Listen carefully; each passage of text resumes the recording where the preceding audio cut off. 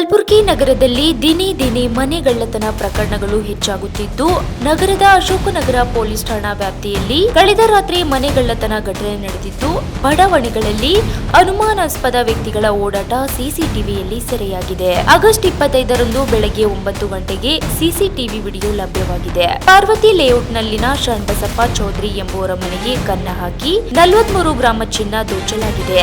ಇನ್ನು ಸಿಸಿಟಿವಿಯಲ್ಲಿ ಅನುಮಾನಾಸ್ಪದ ವ್ಯಕ್ತಿಗಳ ಪತ್ತೆಗಾಗಿ ಅಶೋಕನಗರ ಠಾಣೆ ಪೊಲೀಸರು ಮುಂದಾಗಿದ್ದಾರೆ.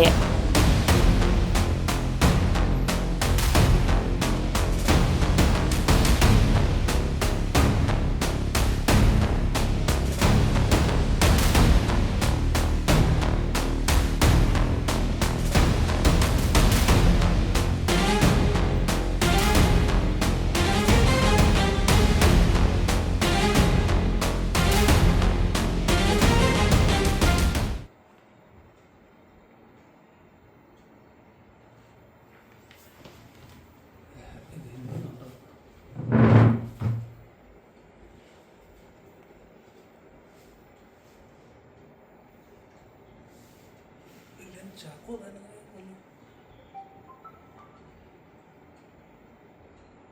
ಅಲ್ಲಿ ಕೈಗೊಂದು ಇದು ಕಟ್ಕೊಂಡು ನೋಡ್ರಿ ಕವಣಿ ಹೊಡಿಯೋದು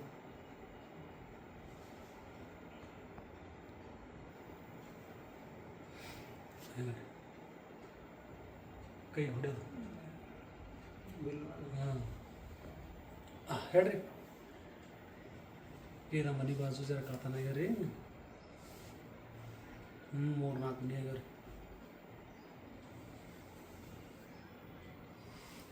ಒಂದು 2 ನಿಮಿಷ ಹಚ್ತೀನಿ ನಿಮ್ಗೆ ರೀ